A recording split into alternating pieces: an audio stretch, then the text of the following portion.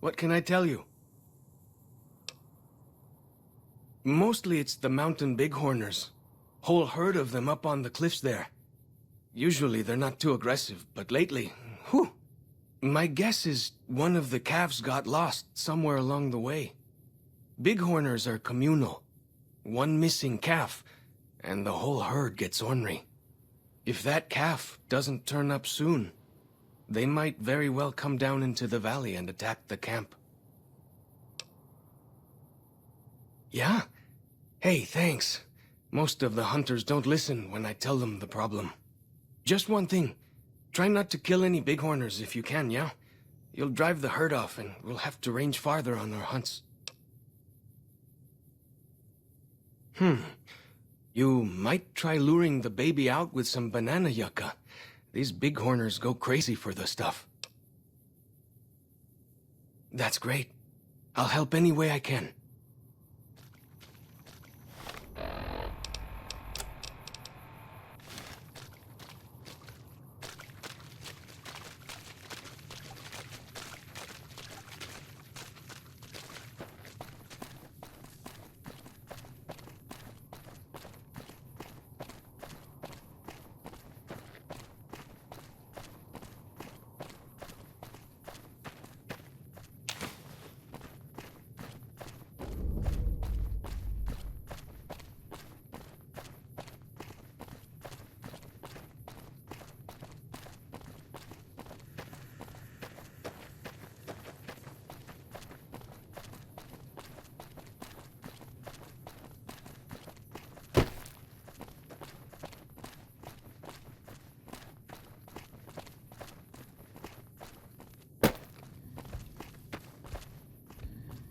Like the shadow of a ghost.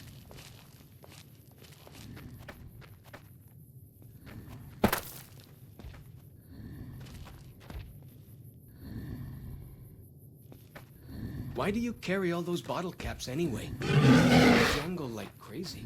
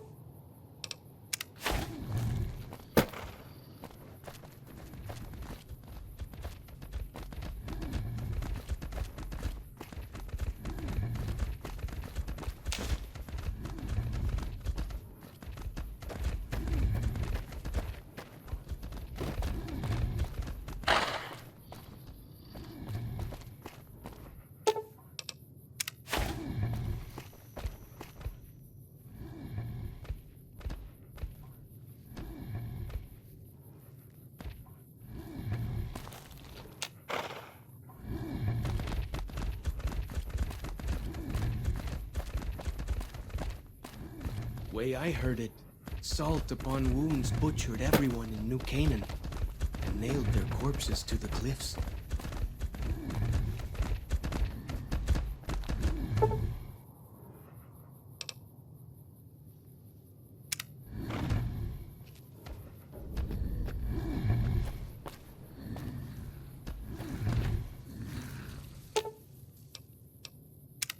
What can I tell you?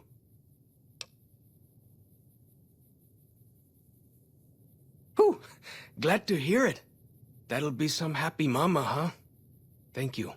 Really, it means a lot to me.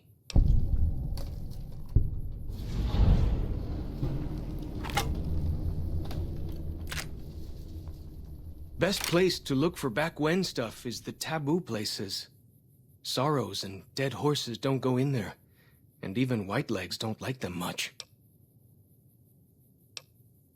Lots of back when places to choose from. But for the things we need, best to start with the really closed up places.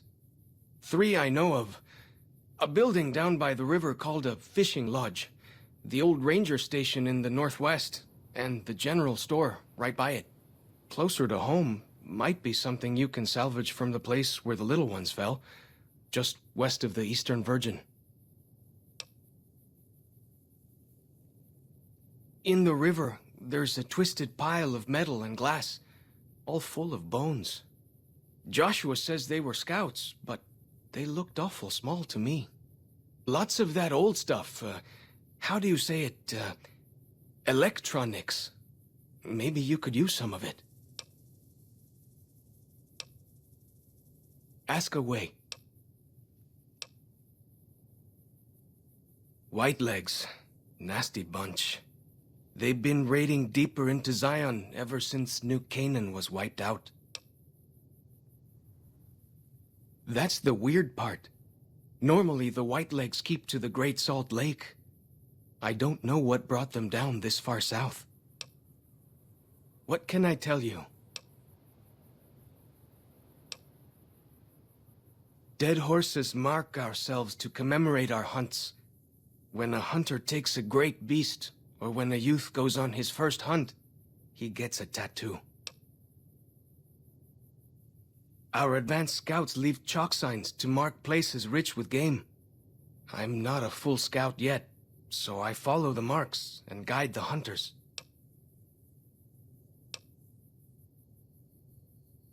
If it wasn't for Joshua, the dead horses would still be the whipping boys of the Zion Valley. He taught us how to hold our territory, to protect ourselves. He guided us away from Caesar, and showed us how Caesar would have destroyed us.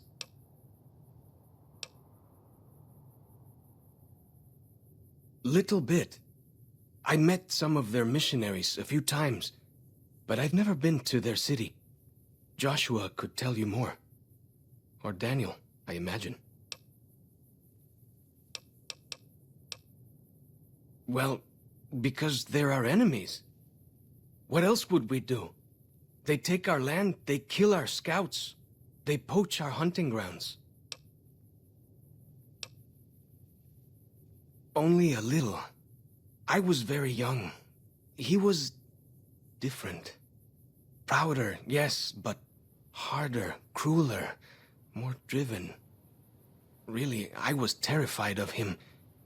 We all were. When he came back, I almost didn't believe he was the same man. He was humbler.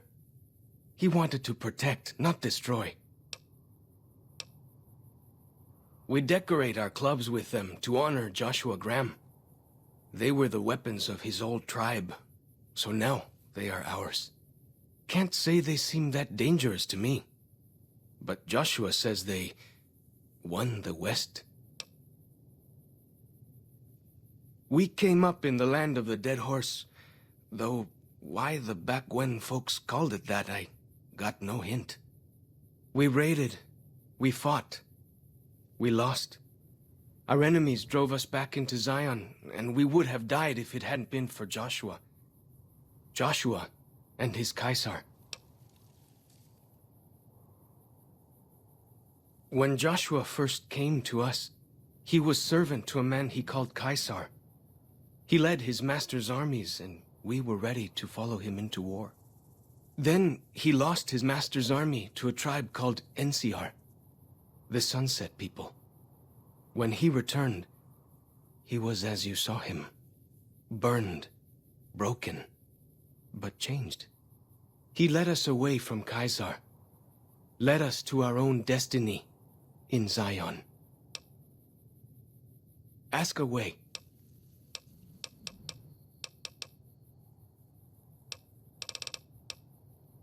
He's been the chief of our tribe since he came back to the valley. He went off to the civilized world years ago to fight a war. That didn't go well.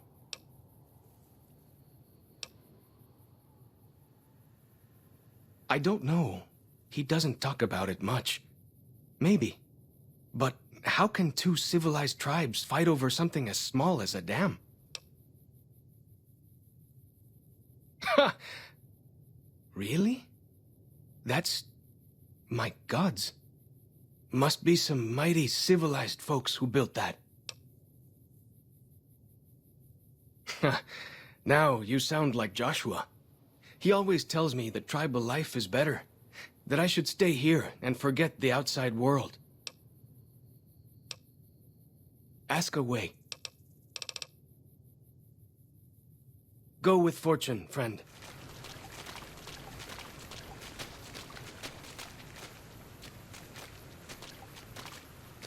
Welcome back. What can I do for you? Caesar would never admit this openly, but he knows that I'm alive.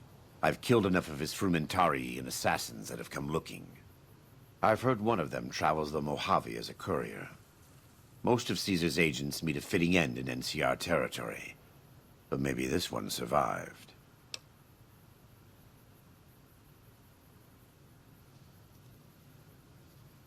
I am a New Canaanite. We believe we are the heirs of a spiritual tradition, given to our ancestors thousands of years ago. We have made and kept covenants with our Lord God to honor his laws. In exchange, we are promised eternal salvation after this life. A day will come when our Lord returns to judge us all. Until then, we must honor his laws and start others along the path of salvation if we can. That's why we trade with others and work the tribes. We have more than food and medicine to offer.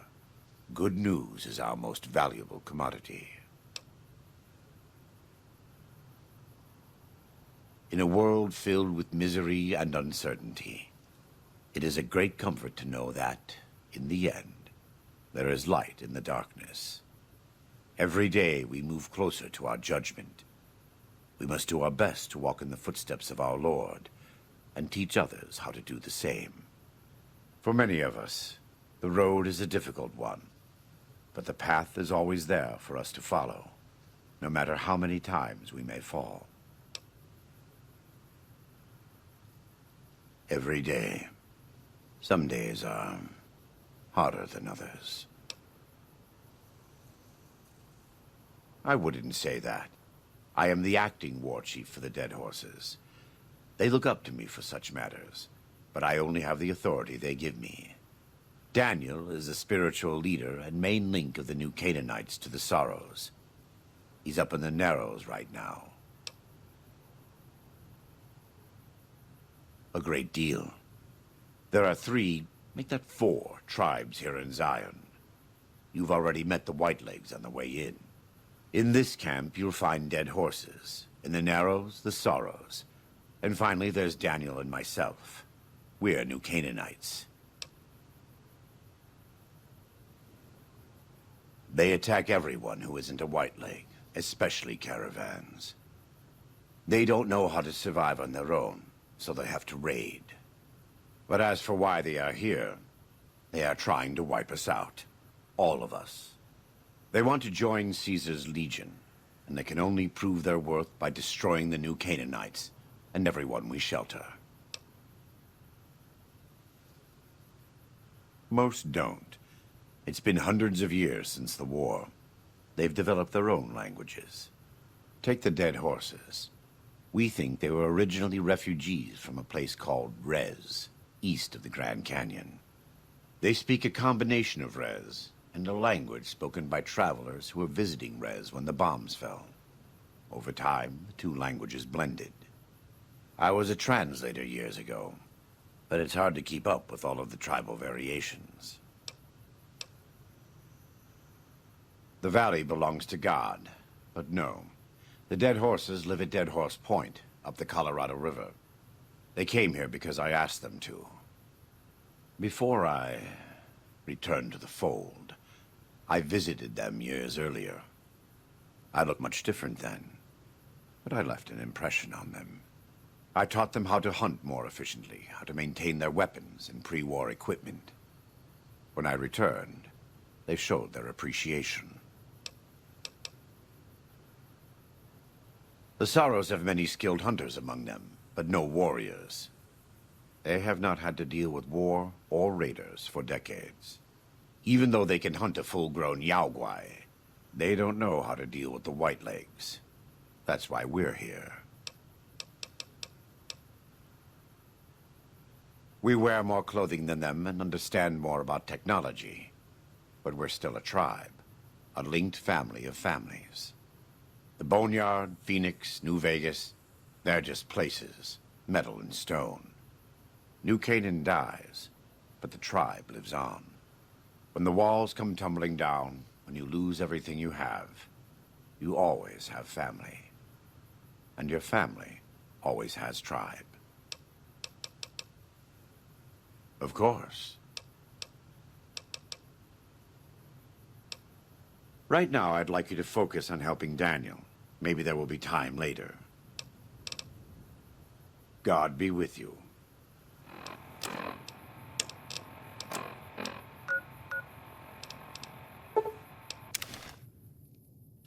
Like the shadow of a ghost.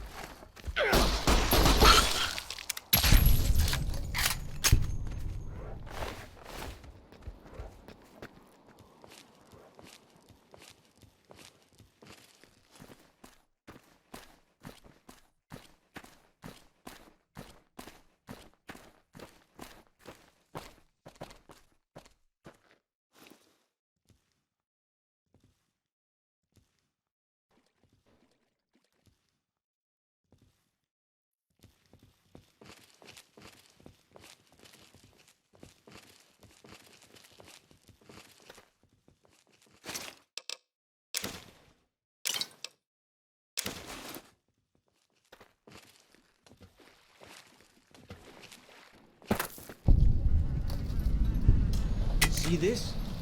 This is why your own 2 feet are better than any cart. Whether it's pulled by critters or goes on its own.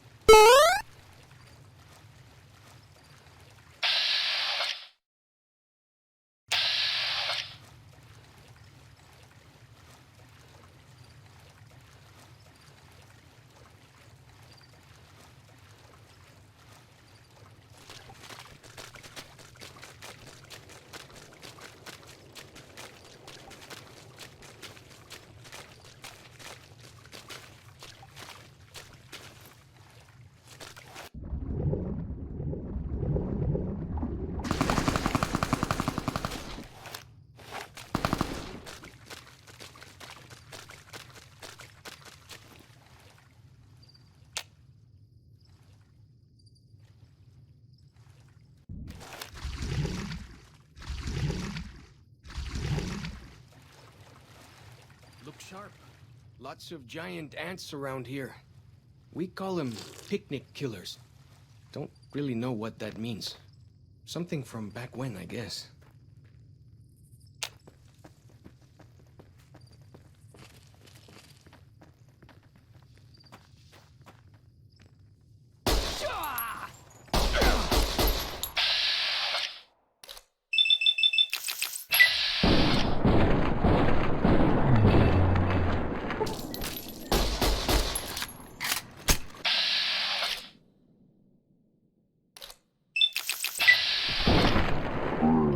Hawaii with you.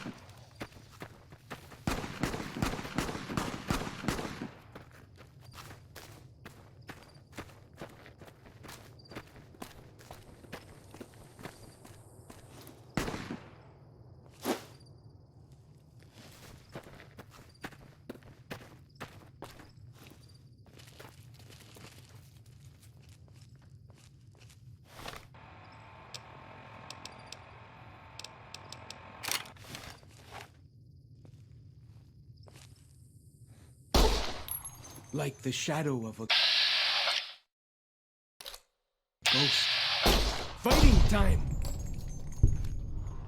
Gotcha!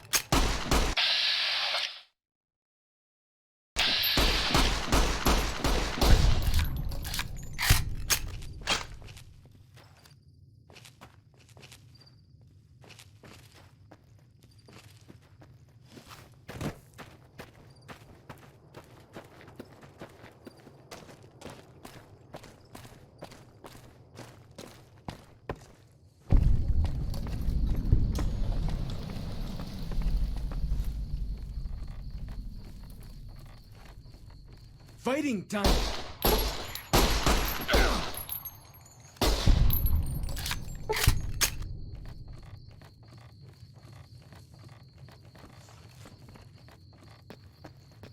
Feels good to be doing some actual scouting.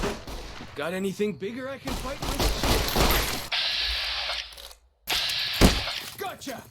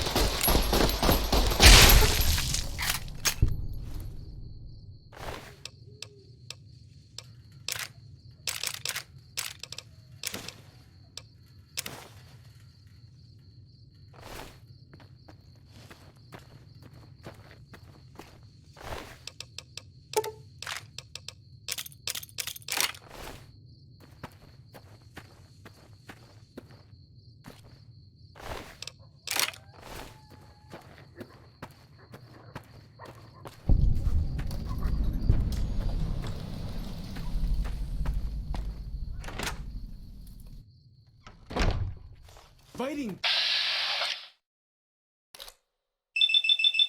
time. Never stood a chance, did they?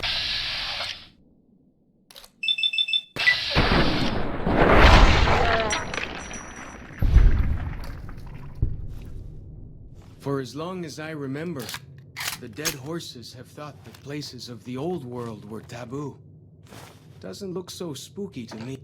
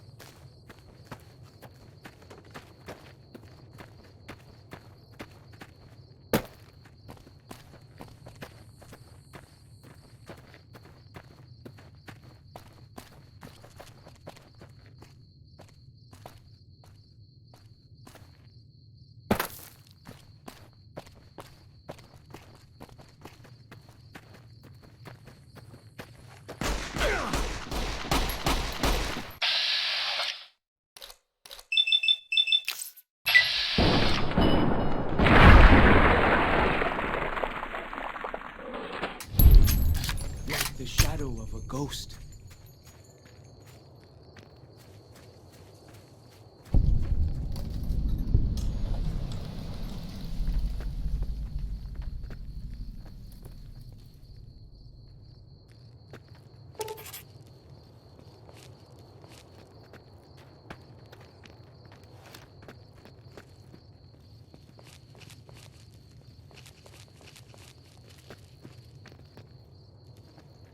Why do you carry all those bottle caps anyway?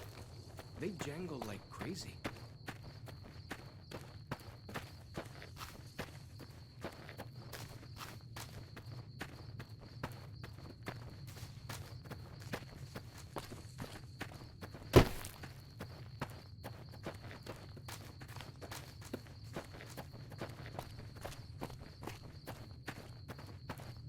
Must have been nice. When Zion was friendly enough, folks could make camp wherever they pleased, and not worry about whitelegs and deadly critters. Fighting time!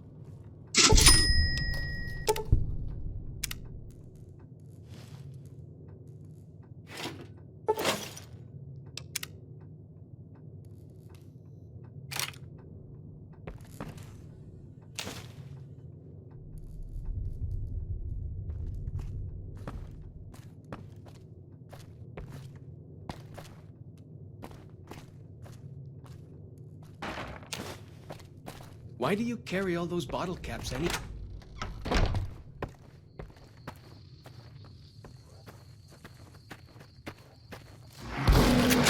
Fighting time! Ha!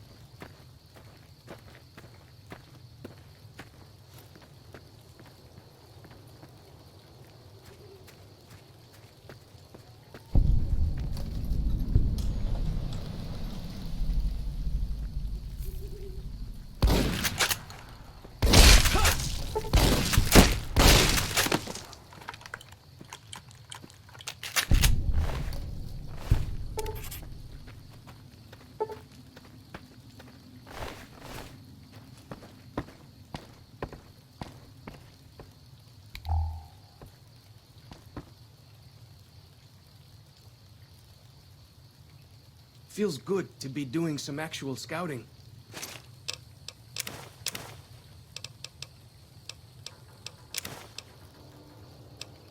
Not just following.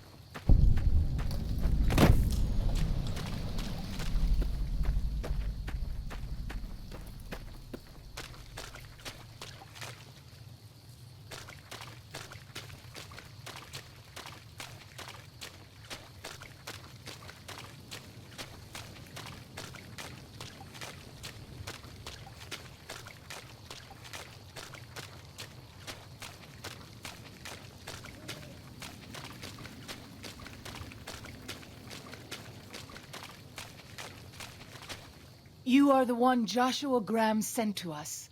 Blessings of the Father in the cave on you. Daniel is waiting for you. Asaro's Yaoguai fist is a sacred symbol. It shows that we belong to the tribe and have willingly undertaken a dangerous quest to aid the tribe. Each Soro makes his own, and only after hunting and slaying a Yaoguai that threatened our people. Our shaman, White Bird, oversees the rites. Perhaps if you spoke to him, he would allow you to undertake such a quest. Waking Cloud is my name. I am midwife to the Sorrows. It sounds ill-omened, no? Midwife to sorrows. The children and the old have already been evacuated from the camp. They are safe enough, unless the Whitelegs come for us in force.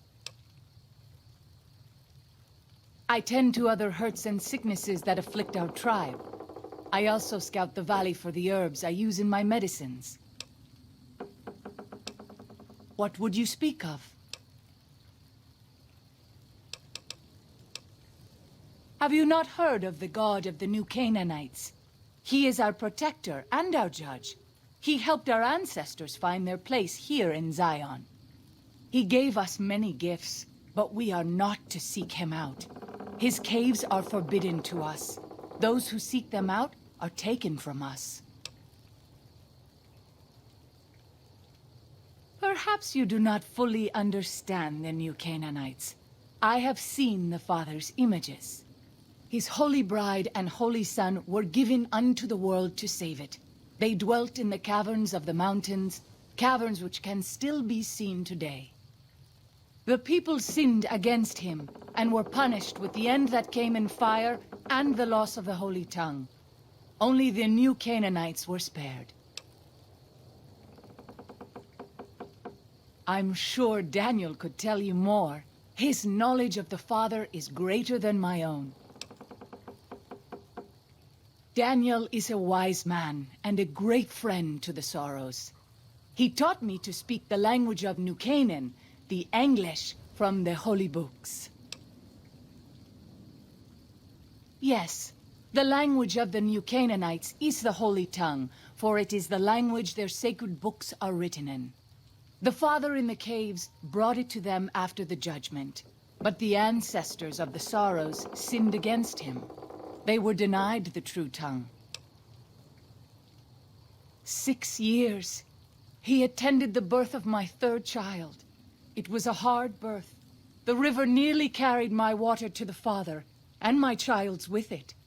Daniel knew the ways of New Canaan's medicine. He stepped in and saved both of our lives. After the birth, I asked Daniel if he would teach me what he knew of childbirth. He agreed, and so here I am. What would you speak of? We have dwelt in the Narrows since the end that came in fire. When the Father in the caves punished the world and made us forget the holy tongue. We have had good relations with the other tribes in the valley. At least before Salt Upon Wounds brought his Whitelegs here. We have Daniel to thank for our continued existence. His advice and help has kept the Whitelegs from overrunning us, so far. I do not know how long even he can protect us, though. He is war chief of the Whitelegs, and the worst butcher of them all. The tribes he has crushed are many. The warriors he has slain, countless. Then I will look forward to our next speaking.